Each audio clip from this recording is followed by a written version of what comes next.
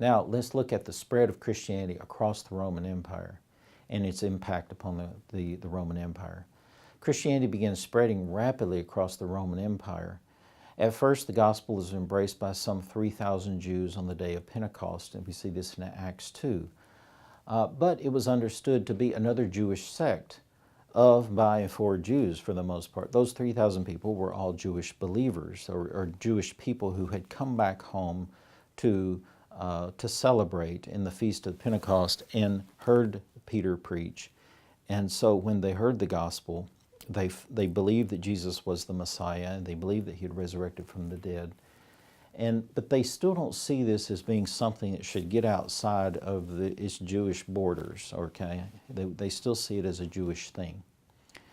Within about 10 years of the ascension, Gentiles began to show interest. We don't know just exactly what's going on in that intermittent period, but within about 10 years, there's a full open interest by Gentiles in the way of Christ.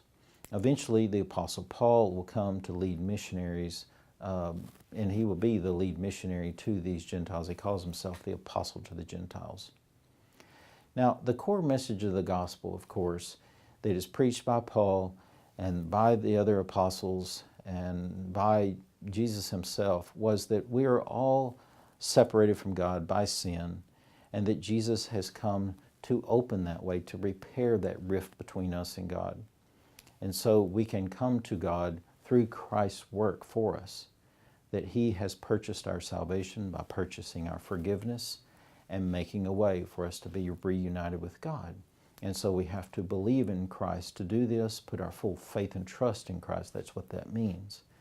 And then begin living the way Christ called us to live in the Sermon on the Mount. Now, this gospel is going to spread like wildfire, and many people are going to begin embracing it throughout the Roman Empire. Thousands of Jews became Christians, but millions of Gentiles did. And the growth was like wildfire. Estimates are that somewhere around 15% of the 75 million people in the Roman Empire became Christians. And that would be all over the place, that not just in one sector, but in many cities around the Roman Empire, dozens of cities, in fact. And so this began to catch the attention of the Roman authorities. Many of the followers, many of the early Christians, were from the lower classes, slave classes, indentured servants, and so forth and so on. And Romans had to go to great extent in the past to put down rebellions, like Spartacus, like the Jews and others. And so they didn't want to have another problem, because these were not only expensive, but very costly in terms of life. And so they were afraid that the Christians could unite and then create an enormous political problem for them. At first, they thought Christians and Jews were the same, and in fact, that was true at first. But eventually, you have people who are not Jewish, Gentiles, who become Christians. And so, at first, they were persecuted together, such as when Nero did in 64 to 68, the first most horrific early persecution there in the first century, the Neronian persecution.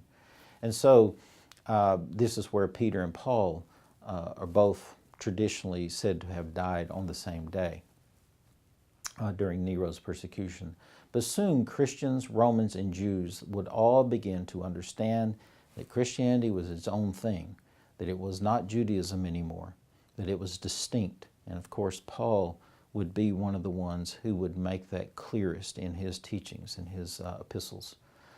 But again, the Romans feared an uprising, they misunderstood Christianity, and rumors began to spread.